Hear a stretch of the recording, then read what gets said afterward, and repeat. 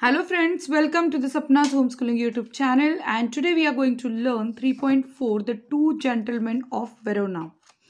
नमस्कार विद्यार्थी मित्र मैत्रिणींनो, स्वागत आहे तुमचं सपनाच होमस्कूलिंग या यूट्यूब चॅनलमध्ये. आणि आपण आज the two gentlemen of Verona या धड्याचा मराठी अनुवाद बघतोय.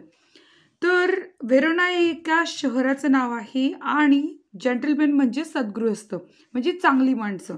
तर इथे दोन सद्गृहस्थ किंवा चांगल्या माणसांबद्दलची स्टोरी आहे आणि ती दोन्ही माणसं वेरोना शहरातली आहे, म्हणून the two gentleman of Verona असं म्हटलेलं आहे. खूप इंटरेस्टिंग स्टोरी आहे आणि या स्टोरीमधनं आपण गोष्ट शिकतोय की काही झालं तरी, किती वाईट परिस्थिती आली किंवा किती कठीण काळ असेल आणि आपण जर एखादी इच्छा व्यक्त करत असू, एखादी गोष्ट आपल्याला करायची असेल तर नक्की पूर्ण होते. तर शेवटी एक म्हटलेलं आहे की there is a will there's a वे.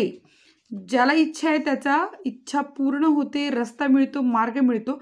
आणि तो या दोन जेंटलमेनला कसा मिळालेला आहे, कशा प्रकारे ही लोक त्यांची इच्छा, त्यांना पाहिजे त्या गोष्टी पूर्ण करतात किती कठीण काळामध्ये, ते आपण या स्टोरीमध्ये बघतोय.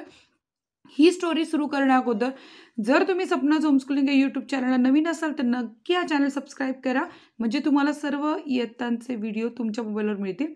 मी आहे सपना टीचर आणि मी पुणे जिल्ह्यातनं आहे. A.J. Cronin has very well carved the idea of selfless help and explained the importance of dedication toward relationship in the story. इथे A.J. Cronin यांनी खूप छान अशी कार्व द आयडिया म्हणजे एखादी गोष्ट तयार करणं, क्रिएट करणं, तिला छान वळण देणं, मस्त तयार करणं अशी तयार केलेली आहे. आणि ही स्टोरी आहे selfless help and explain the importance of dedication toward relationship in the story. म्हणजे आपल्या नात्यांविषयीचं जे समर्पण आहे, डेडिकेशनचा अर्थ आहे समर्पण, जे समर्पण आहे ते या गोष्टीमध्ये दाखवलेलं आहे. The two gentlemen of Verona. The story revolves around the two boys named Nicola and Jacopo. तर इथे दोन भाऊ दाखवलेले आहेत आणि या दोन भावांच्या भोवती ही पूर्ण कथा फिरतीये. त्याच्यामध्ये एक आहे निकोला आणि दुसरा आहे Jacopo. Who do numerous thing to earn money. Numerous म्हणजे अनेक प्रकारचे, थिंग्स म्हणजे गोष्टी करत असतात. कशासाठी? Earn money only to pay for their sisters treatment. त्यांच्या बहिणीच्या औषधोपचारासाठी ते अनेक प्रकारचे कामं करत असतात. Who suffers from tuberculosis of the spine. म्हणजे इथे तिला ट्युबरक्युलोसिस म्हणजे क्षयरोग. कशाचा? स्पाईन, मणक्याचा क्षयरोग झालेला असतो आणि तिच्या औषधोपचारासाठी ते दोघे अनेक प्रकारची कामं करत असतात. तर या गोष्टीमध्ये आपल्याला एक तर तीन पात्र भेटली, ती म्हणजे दोन भाऊ आणि त्यांची आजारी बहीण, आणि ते दोन भाऊ अनेक प्रकारची कामं करतात हे कळालंय. The story begins with the narrator driving down the foothills of the Alps. Alps या पर्वतरांगा आहेत आणि आल्प्स पर्वतरांगाच्या पायथ्यापासून जो रस्ता जातोय तिथून हा नॅरेटर म्हणजे इथे गोष्ट सांगणारा माणूस वेगळा आहे, हे समजून घ्या. नॅरेटर म्हणजे कथा सांगणारा. बऱ्याचशा कथेमध्ये आपण कसं आपल्या स्टोरी सांगत असतो त्यावेळेस आपण नॅरेटर असतो स्वतः, पण या कथेमध्ये दोन भावाबद्दल, त्यांच्या बहिणीबद्दल, एकूणच घडणाऱ्या गोष्टींबद्दल एक तटस्थ, एक वेगळा माणूस सांगतोय. तो आहे या कथेचा नॅरेटर म्हणजे सूत्रधार.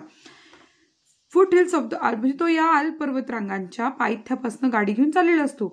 Here is where he first एन्काउंटर्स the two brothers.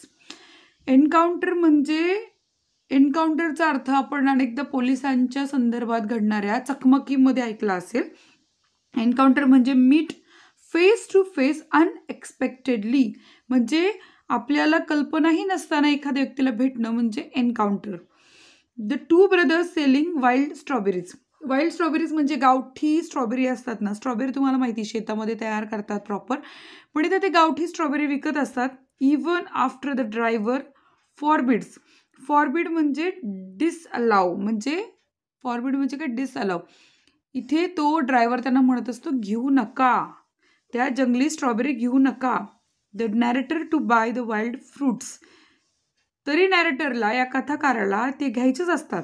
He buys the biggest basket and drives toward the town.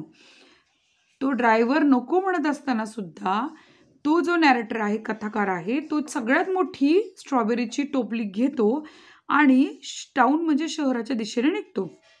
This scene emphasizes on the first step of growing intimacy between the narrator and the two boys. आता आपण टप्प्याटप्प्याने अर्थ बघू. दिस scene emphasises. Emphasise म्हणजे stress upon, म्हणजे एखाद्या गोष्टीवर भर देणे. म्हणजे ही कथा आपल्याला किंवा हा प्रसंग, कथा नाही म्हणता येणार, सीन म्हणजे प्रसंग, भर देतोय कशावर? On the first step of growing. Growing म्हणजे वाढणं. तर ही पहिली पायरी वाढण्याची काय? इंटिमसी. इंटिमसीचा अर्थ आहे क्लोज रिलेशनशिप. आपल्याला एखाद्याबद्दल छान वाटायला लागलं की ते काय असतं? Intimate relationship. म्हणजे काहीतरी छान वाटतंय की क्लोज रिलेशनशिप होतं. जसं उदाहरणच घ्यायचं झालं तर तुम्ही मला भेटला नाहीयेत, मी तुम्हाला भेटली नाहीये. कदाचित तुम्ही वाट बघत असाल की आज सपना टीचर काय व्हिडिओ टाकतात आणि मी वाट बघते की तुमच्यापैकी कोण काय कमेंट टाकतंय, काय बोलतंय माझ्याशी. सो हे एक इंटिमेट रिलेशन माझं तुमच्याशी बनलेलं आहे. तर तसंच आपल्याला एखाद्याबद्दल काहीतरी वाटतं ना, ते इंटिमेट रिलेशन असतं. तर close relation between the narrator and two boys. तर या दोन लोकांमध्ये म्हणजे आता नॅरेटर आणि ही दोन मुलं यामध्ये जे रिलेशन बनते त्याला इंटिमेट रिलेशन बनायला लागले, म्हणजे क्लोज रिलेशनशिप बनायला लागले. नेक्स्ट डे म्हणजे दुसऱ्या दिवशी the boys are found shining shoes. The boys are found shining shoes म्हणजे काय? की ती मुलं बूट पॉलिश करताना त्या नॅरेटरला दिसतात इन द पब्लिक स्क्वेअर. म्हणजे आपला चौक असतो ना, ती चौकामध्ये दोन मुलं बूट पॉलिश करताना त्याला दिसले. दिस अमेजेस. अमेजेस म्हणजे काय? त्याला आश्चर्य वाटतं. त्या नॅरेटरला आश्चर्य वाटतं, यार काय ही मुलं स्ट्रॉबेरी विकत होती, आता ही मुलं बूट पॉलिश करतायत. This is when they reveal the fact. त्या दिवशी ते सांगतात, याचा अर्थ नॅरेटर तिथे गेला असेल बूट पॉलिश करायला. रिव्हील म्हणजे शो मेक नोन, म्हणजे आपल्या गोष्टी सांगणं. काय सांगतात? की दे डू न्यूमेरस म्हणजे अनेक प्रकारचे, काइंड्स म्हणजे प्रकार, of things to earn money, म्हणजे पैसे मिळवण्यासाठी ते अनेक प्रकारची कामं करतात. Here the narrator is shown to develop a soft corner for them in his heart. आपल्याला जेव्हा एखाद्याबद्दल असं प्रेम आपुलकी निर्माण होते ना, असं मनात एक सॉफ्ट कॉर्नर येतो बघा. असं अनोळखी लोक असतात पण हळूहळू आपल्याला त्यांच्याबद्दल एक क्युरिओसिटी निर्माण होते, आपल्याला एक असं कुतूहल निर्माण होतं, आपल्याला वाटायला लागतं की यार काय आहे नेमकं, काय चाललंय, आणि आपण हळूहळू त्या लोकांची माहिती काढायला लागतो, त्या लोकांबद्दल जाणून घ्यायचा प्रयत्न करतो. तसं काहीचं या या सूत्रधाराच्या मनात निर्माण झालंय. He finds them to be innocent. त्याला असं जाणवतं की ही जी मुलं आहेत ती कशी आहेत? निष्पाप आहेत. इनोसंट म्हणजे निष्पाप. सिरियस, थोडीशी गंभीरपणे, प्लीझंट, आनंदी, अँड अर्नेस्ट.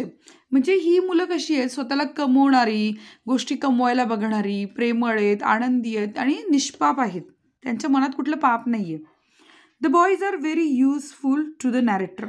ही मुलं त्या नॅरेटरला खूपच, म्हणजे त्या कथाकाराला खूपच उपयोगी, कामसू दिसतात. They are very willing to satisfy all the narrators requires. नॅरेटरला ज्या ज्या गोष्टी, कथाकाराला ज्या ज्या गोष्टी हव्या असतात त्या सगळ्या गोष्टींसाठी ती कशी आहेत? ती कामसू आहे, ती काम करणारी. They are also found selling newspaper. त्याला दिसतात की ते न्यूजपेपर पण विकताना त्याने बघितले. म्हणजे आत्तापर्यंत आपण स्ट्रॉबेरी विकताना पाहिलं, बूट पॉलिश करताना पाहिलं, आता ते न्यूजपेपर पण विकतात. By the narrator one stormy night. म्हणजे तो बघतो की एक अशी स्टॉमी म्हणजे वादळी रात्र असते. One day Wien the narrator ask if he can help them in any. तो म्हणतो तुम्हाला काही मदत पाहिजे का? तो एका वादळी रात्री त्यांना न्यूजपेपर विकताना बघतो. तर when the narrator ask if he can help them in any, they say they will be very grateful if they get a lift to the nearby village Poleta. तर एके दिवशी लेखक त्यांना विचारतो की तुम्हाला काही मदत पाहिजे का? एका वादळी पावसाच्या रात्री ते वर्तमानपत्र विकत असतात. अशा वेळी त्या लोकांना, मुलांना खूपच भारी वाटतं. ते म्हणतात आम्हाला खूप भारी वाटतंय, आम्हाला तुम्ही जरा लिफ्ट देता का, गाडीमध्ये सोडवता का पोलेटा या गावी. Although he doesn't come in the narrator's way, he takes them there. खरं तर तो जो सूत्रधार आहे त्याच्या काही रस्त्यावर हे पोलेटा गाव येत नसतं, पण तरी तो त्यांना सोडवतो. The boys get down. ते मुलं खाली उतरतात in a building and ask the narrator to wait in a nearby cafe. ते नॅरेटरला म्हणजे सूत्रधाराला म्हणतात तुम्ही जरा त्या कॅफेमध्ये बसता का, आम्ही 1 तासात परत येतो. Until they return within an hour. आम्ही 1च तासात परत येतो, तुम्ही तिथं बसता का. इगरनेस म्हणजे काय? उत्सुकता. इगरनेसचा अर्थ असतो की खूप उत्सुकता वाटणं. Leads the narrator to follow the boys. Leads म्हणजे काय? वाढते. उत्सुकता वाढते आणि त्या कथाकाराची म्हणजे त्या जो नरेटर आहे त्याची उत्सुकता वाढते आणि तो काय करतो? त्या मुलांचा पाठलाग करायला सुरुवात करतो. To place which is actually a hospital. आणि ते मुलं ज्या ठिकाणी जातात ना, वास्तविक ते एक हॉस्पिटल असतं. On peeping through a room. आता उत्सुकता वाढली आहे, मुलं आत गेलीत आणि हा माणूस काय करतोय? त्यांना असं डोकावून बघतो. पीप म्हणजे डोकावणे. पीपिंग थ्रू अ रूम, तर रूमच्या तिथून डोकावतोय. Lead by a nurse.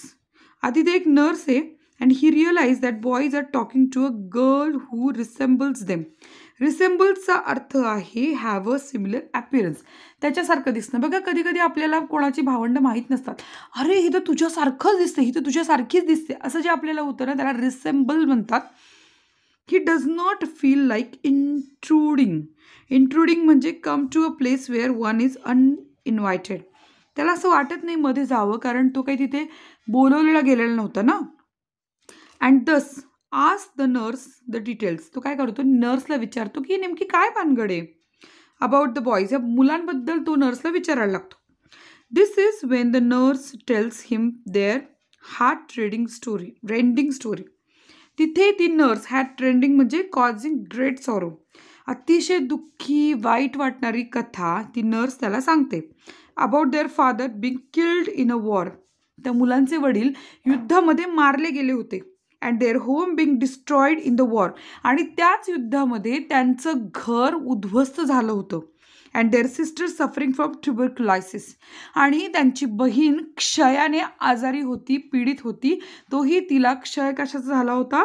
Tuberculosis of spine. The brother live in a shelter म्हणजे आश्रयाला ती राहत होती. त्याने घरात राहत होती का नाही, ते आश्रयाला निवाऱ्याला भाऊ राहायचे. अँड लिटरली अक्षरशः स्टार म्हणजे भुकेनं तडफडणं. Only so that they can pay for their sisters treatment. त्यांची बहीण वाचावी, त्यांच्या बहिणीला बरं व्हावं, त्यांच्या बहिणीला औषध मिळावं, या गोष्टीसाठी ते भाऊ तडफडत होते. भुकेनी त्या निवाऱ्यामध्ये आश्रयाला राहत होते. So keeping a secret. आणि त्यांचं काय करत होते? ते कशा अवस्थेत राहतात त्या बहिणीला सांगत नव्हते, पण बहिणीला काय करत होते? मदत करत होते. And helping their sister they have shown that war has not shaken their spirit. ते दाखवत होते की युद्धाने त्यांचा आत्मा, त्यांचं मनाला खच्ची केलेलं नाही. They are noble. ते एक महान आणि ग्रेट. जंटल म्हणजे सद्गृहस्थ होते आणि ग्रेट म्हणजे महान लोक होते. कसे होते? महान आत्मे होते. नॉट शेकन देअर स्पिरिट म्हणजे not reduce eagerness to do something. काहीतरी करण्याची त्यांच्यातली उर्मी ते युद्धाने नष्ट केली नव्हती. And great human being in their own special yet subtle way. Subtle way म्हणजे डिफिकल्ट टू फाइंड आउट म्हणजे एखादी गोष्ट शोधायला अवघड असणं. The story distinctly talks about. ही स्टोरी काय सांगते? डिस्टिंक्टली म्हणजे क्लिअरली, स्पष्टपणे सांगते how true the amplification. Amplification म्हणजे फोकस ऑन स्टेटमेंट म्हणजे एखाद्या गोष्टीवरती, एखाद्या वाक्यावर भर देते. ॲम्प्लिफिकेशन म्हणजे फोकस ऑन अ स्टेटमेंट. कोणत्या स्टेटमेंटवर स्टोरी आधारित आहे? Where there is a will there's a way. ज्याला इच्छा आहे त्याला मार्ग सापडतो. ही स्टोरी या पूर्ण वाक्यावर भर देते की ज्याची इच्छा आहे त्याला मार्ग सापडतो. त्या मुलांची इच्छा होती, वडील नाही, आई नाही, घर नाही, दार नाही, काहीच नाही. आपल्याला तर सगळं आहे, पण ती स्टोरी एका गोष्टीवर फोकस करते की इच्छा आहे बहिणीला वाचवायची, सगळा मार्ग त्यांना सापडतोय. त्याच्यामुळे अशा महान लोकांना आपला तर सॅल्यूट आहे. तर या गोष्टीवरनं खूप काही शिकायला मिळतं विद्यार्थी मित्र मैत्रिणींनो. याच्यामध्ये जे काही प्रश्न लेफ्ट हँड साईडला, ते सगळे प्रश्न आपण वर्कशॉपच्या व्हिडिओमध्ये सोडूयात. आत्ता या गोष्टीचा सार अर्थ मी तुम्हाला सांगितलंय. आवडली असेल गोष्ट तर नक्की लाईक करा. नसेल आवडली तर डिसलाईकही करू शकता. काही प्रश्न असेल तर कमेंट करून विचारू शकता. भेटूयात नेक्स्ट व्हिडिओमध्ये. तोपर्यंत बाय बाय.